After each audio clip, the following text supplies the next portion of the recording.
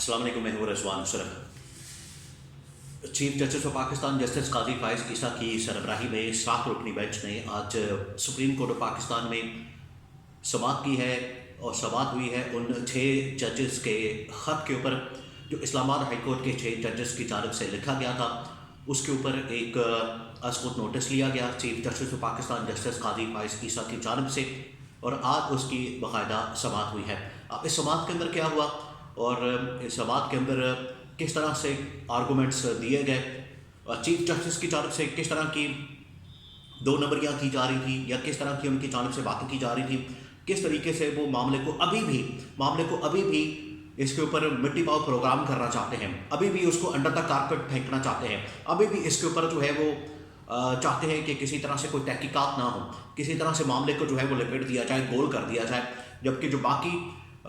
Bench के members थे उनकी जानिब से तो इसके ऊपर भरपूर इजहार किया जा रहा था कि हमने हर हाल में इस मामले की तहकीकात करनी है और इसमें दूध का दूध और पानी का पानी होना चाहिए। लेकिन चीफ जस्टिस अभी भी कुछ कतरा रहे हैं, हिचकिचा रहे हैं। उनके ऊपर किस किस्म का प्रेशर है, मेरे पास बड़ी एक्सक्लूसिव इन्फॉर्मेशन मौजूद है, वो मैं आपके साथ शेयर करता हूँ। और दूसरी जो इन्फॉर्मेशन है वो मेरे पास ये है कि ये जो बेंच है, जो 7 रुकनी बेंच बना है, ये टूट गया है। अब जो नेक्स्ट हियरिंग होनी है, जो इस महीने के आखिर में होगी, जो कि ईद के बाद होगी और रमज़ान के बाद होगी, इस महीने के आखिर में होगी और दोबारा से मुल्क के अंदर एक तहलका मच जाएगा।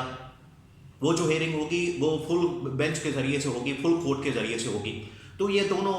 इन्फॉर्मेशन डिटेल्स मैं आपके साथ शेयर करता हूँ। और आज की जो समाअत हुई है उसके अंदर जो बातें हुई हैं, जिस तरीके से इस मामले के ऊपर मुख्तलिफ जजेस की जानिब से जो इजहार ख्याल किया गया है और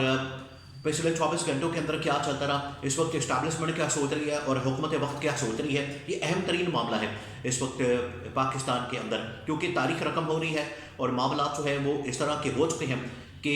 अब ये एक टर्निंग पॉइंट बन चुका है पाकिस्तान के अदालती तारीख के लिए और पाकिस्तान की सियासी तारीख के लिए। देखिए, ये जो 7 रुकनी बेंच बना है इसकी सरबराही कर रहे हैं chief justice of Pakistan justice काजी फाइज ईसा। इसके अंदर मौजूद हैं जस्टिस याह्या अफरीदी, इसके अंदर मौजूद है जस्टिस मंसूर अली शाह, जस्टिस अतर मनिला, जस्टिस जमाल मंदोखेल, जस्टिस मुसरत हिलाली और जस्टिस नईम अख्तर अफगान। ये 7 रुकनी एक बेंच बना है और ये 7 रुकनी बेंच आज समाअत कर रहा था इस अहम तरीन केस की, जो कि 6 जजेस को जो ख़त लिखा गया, 6 जजेस को इस हवाले से जो उनका जो लेटर था वो सामने आया था। और उसके बाद जो है इसके ऊपर मिट्टी पाव प्रोग्राम करने की कोशिश की गई, इसको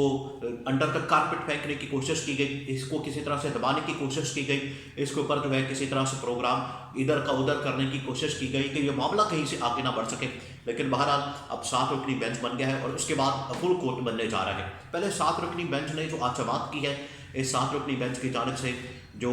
रिमार्क सामने आए हैं और इनका जो माइंड है कम से कम वो क्लियर हुआ है कि कौन सा जज क्या चाहता है। मैं आपको एक बात बता दूं कि आज भी chief justice of Pakistan justice काजी फाइज ईसा की जानिब से इस मामले में 2 नंबरियाँ की जा रही थी। उनकी जानिब से बड़ी क्लियर सोच नज़र नहीं आ रही थी और ऐसा लग रहा था कि शायद आज भी वो मामले को दबाना चाहते हैं, आज भी मामले को रफा दफा करना चाहते हैं, आज भी मामले के ऊपर मिट्टी डालना चाहते हैं, आज भी उनका मिट्टी पाव प्रोग्राम चल रहा है। उसकी वजह यह है कि कहीं से इनको मैसेज आया हुआ है, या आपने बात जहन में रखनी है, कहीं से उनको मैसेज आया हुआ है जिसकी वजह से मामले को वो आगे नहीं बढ़ाना चाहते, मामले को आगे नहीं ले जाना चाहते और उस तरफ नहीं जाना चाहते जहाँ पर जो है वो चीज़ें बहुत ज़्यादा खुल जाएँ, एक पिंडोरा बॉक्स खुल जाए। तो काजी फाइज ईसा मुसलसल जो है इस मामले को लटका रहे हैं या इसके ऊपर मिट्टी डाल रहे हैं या मिट्टी पाव प्रोग्राम कर रहे हैं या इसको अंडर द कारपेट फेंक रहे हैं। इस वजह से वो बातें इस तरह की करते हैं, ऐसा लगता है कि उनके ऊपर कोई प्रेशर मौजूद है। उनके ऊपर प्रेशर क्या होना है, बल्कि कुछ अंडरस्टैंडिंग है जिसकी वजह से काजी फाइज ईसा की जानिब से इस तरह की रिमार्क्स और इस तरह की बातें जो हैं वो सामने आती हैं। अब वो बार बार कह रहे थे कि एक जो सबसे बड़ा नुक्ता उठाया गया इस पूरी समाअत के दौरान वो ये था कि इसकी तहकीकात कहाँ होनी चाहिए, इसकी इन्वेस्टिगेशन कहाँ होनी चाहिए, इसके लिए इंक्वायरी कहाँ होनी चाहिए। क्योंकि ये इल्ज़ामात तो लगा दी गए, ये जो 6 जजेस ने ख़त के अंदर जो तमाम इल्ज़ामात की एक फहरिस्त बयान की है, लिस्ट बयान की है, वाक़यात लिखे हैं, वो उन्होंने इल्ज़ामात तो लगा दिए, लेकिन उसकी तहकीकात किस फोरम के ऊपर होंगी और इसकी तहकीकात कहाँ की जाएगी और इसको कहाँ पर इन्वेस्टिगेट किया जाएगा, ये सबसे बड़ा सवाल वहाँ पर पूछा था। तो इसी हवाले से نہ صرف چیف یہ جو 6 ججز ہیں وہ چاہتے تھے کہ چیف جسٹس آف پاکستان ہماری رہنمائی کریں، بلکہ جو سپریم جوڈیشل کونسل ہے وہ ہماری رہنمائی کرے کہ اگر اس طرح کے واقعات ہمارے ساتھ مسلسل ہو رہے ہیں تو اس کو ہم نے کس طرح سے روکنا ہے، ان کے اوپر کس طرح سے ہم نے ان کا سدباب کرنا ہے، ری ایکشن کیا دینا ہے، کس طرح سے ان کو روکنا ہے۔ تو یہ بڑا اہم ترین معاملہ ہے۔ پھر اس کے اوپر ایک اور سوال یہ اٹھایا گیا،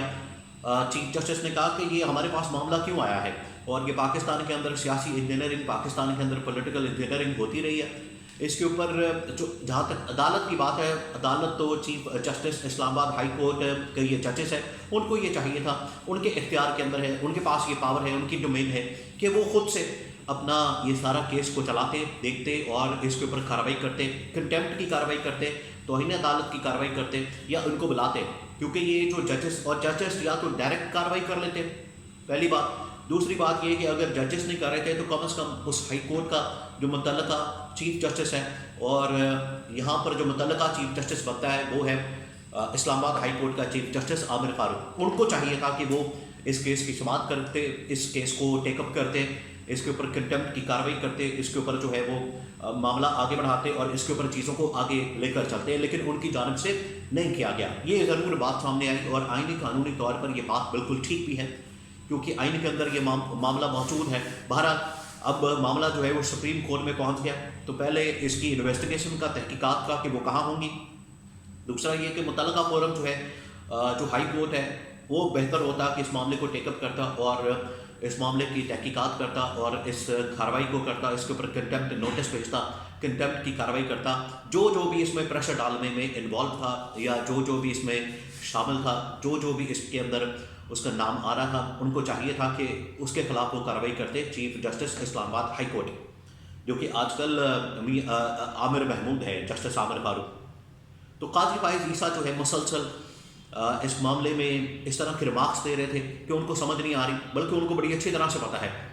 ان کو اس بات کی سمجھ ہے کہ یہ معاملہ اگر جاتا ہے تو کس طریقے سے پنڈورا باکس کھلے گا۔ حالانکہ قاضی فائز عیسیٰ خود اس طرح کے واقعات سے گزر چکے ہیں، اس طرح کے معاملات سے گزر چکے ہیں، لیکن اب وہ پوزیشن ایسی ان کے پاس موجود ہے، وہ اس طرح کی پوزیشن کے اوپر آگے ہیں کہ یہاں پر کوئی انڈرسٹینڈنگ، اور اس کے پیچھے جو انڈرسٹینڈنگ ہے وہ وہی ہے کہ ڈیل والی بات، اور ڈیل کیا ایکسٹینشن کی، کہ کسی طرح سے ایکسٹینشن ہو جائے، مجھے ایکسٹینشن مل جائے، اور میں ایگزیکٹو کے ساتھ یعنی کہ حکومت وقت کے ساتھ یہ اسٹیبلشمنٹ کے ساتھ بنا کے رکھوں۔ اور یہ پاکستان کی تاریخ رہی ہے۔ دیکھیں یہ جو آج باتیں ہو رہی ہیں، آج جو الزامات لگ رہے ہیں، اس کے اندر آپ بالکل ہی یہ نہیں کہا جا سکتا، بالکل یہ نہیں کہہ سکتے کہ اس کے اندر یہ جو ججز ہیں یہ بڑے پاک صاف ہیں اور یہ بڑے مقدس ہیں، یہ فرشتے ہیں اور ان کے اوپر کوئی داغ نہیں ہے، یا یہ کوئی غیر آئینی غیر قانونی کام نہیں کرتے۔ پوری تاریخ بھری پڑی ہے اس طرح کے معاملات سے کہ جس میں ججز خود جو ہے وہ اسٹیبلشمنٹ کے ساتھ ملتے ہیں، اسٹیبلشمنٹ کے اعلیٰ کار بنتے ہیں، خود بننا پسند کرتے ہیں ٹول کے طور پر، اور پھر یہ معاملات آگے بڑھتے ہیں۔ یہ جتنے ماشاء اللہ لگے، اگر عدالتیں یا ججز اس وقت سٹینڈ لیتے، اس وقت اپنے پیروں پر کھڑے ہوتے، تو پاکستان کے اندر کوئی بھی ماشاء اللہ نہیں لگا سکتا تھا۔ اب اس میں قاضی فائز ایسا لگتا ہے کہ کوئی ڈبل گیم ضرور کر رہے ہیں، لیکن عطر من اللہ، جمال منتقل اور باقی جو ججز ہیں وہ اس پر بھرپور اظہار خیال کر رہے تھے کہ یہ آئینی انسانی حقوق کا مسئلہ ہے، اور اس کے لیے ہم نے آئین اور قانون کا تحفظ کرنا ہے، آئین اور قانون کو پروٹیکٹ کرنا ہے، آئین اور قانون کو، اس کی حکمرانی کو ہم نے میک شور کرنا ہے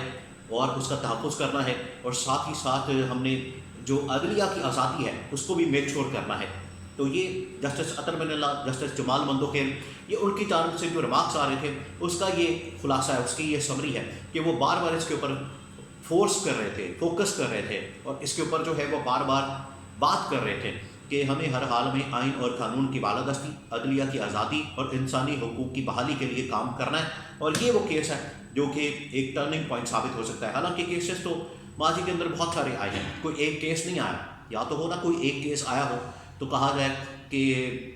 یہ اس طرح کا کوئی معاملہ کبھی پہلے آیا ہی نہیں۔ بہت سارے واقعات آئے ہیں، چلے اگر یہاں سے سٹارٹ کر لیا جائے تو بڑی اچھی بات ہے، لیکن سٹارٹ ہونا چاہیے، جو کہ لگتا نہیں ہے۔ میں آپ کو یہ بھی بتا دوں کہ یہ بڑا مشکل کام ہے، بہت ہی مشکل کام ہے، یہ بڑی تھن لائن ہے۔ تو یہاں پر جو ججز ریمارکس دے رہے ہیں، یہاں پر جو ججز کی جانب سے باتیں آ رہی ہیں، آپ نے ان کو ذہن میں رکھنا ہے اور ان کو دیکھنا ہے، پرکھنا ہے، جانچ پڑتال کرنی ہے کہ کیا بات کی جا رہی ہے، اس کے پیچھے بیک گراؤنڈ کیا ہے، پھر آپ کو کہانی سمجھ آئے گی کہ کون کہاں سے لائن لیتا ہے۔ کون کیا بات کرتا ہے، کس کی بات کے اندر کتنا وزن ہوتا ہے، اور کون خالی جو ہے ہوا میں باتیں کر رہا ہے، ہوا میں تیر مار رہا ہے، ہوائی فائرنگ کر رہا ہے، یہ آپ نے ضرور ذہن میں رکھنا ہے۔ تو آج جو سماعت ہوئی ہے اس کا لب لباب یہ ہے کہ اب یہ 7 رکنی بینچ جو ہے وہ تو اب فارغ ہونے والا ہے۔ یہ نیکسٹ جو سماعت ہونی ہے، نیکسٹ جو ہیئرنگ ہونی ہے، اس کے اندر یہ معاملہ یہ 7 رکنی بینچ کے پاس نہیں جانا بلکہ فل کورٹ کے پاس جانا، اور فل کورٹ کا چیف جسٹس نے بتا دیا ہے، اور P T I Imran Khan تمام کے تمام لوگ اس بات کے اوپر ڈٹے رہے، یہ بات کرتے رہے کہ فل کورٹ ہی بننا چاہیے، فل کورٹ ہی اس کیس کی سماعت کریں، اور اس میں قاضی فائز عیسیٰ، جسٹس منصور علی شاہ یہ نہیں ہونے چاہیے، کیونکہ انہوں نے ایگزیکٹو کے ساتھ ملاقاتیں کر لی ہیں، جس کی وجہ سے ان کا جو ٹلٹ ہے وہ نظر آ گیا ہے، وہ سامنے آ گیا ہے۔ تو ان کو نہیں بیٹھنا چاہیے اس بینچ کے اندر، ان کو علیحدہ ہو جانا چاہیے،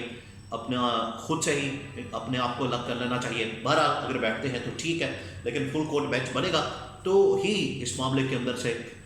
چیزیں سامنے آ سکتی ہیں، اور پھر دودھ کا دودھ اور پانی کا پانی ہو سکتا ہے۔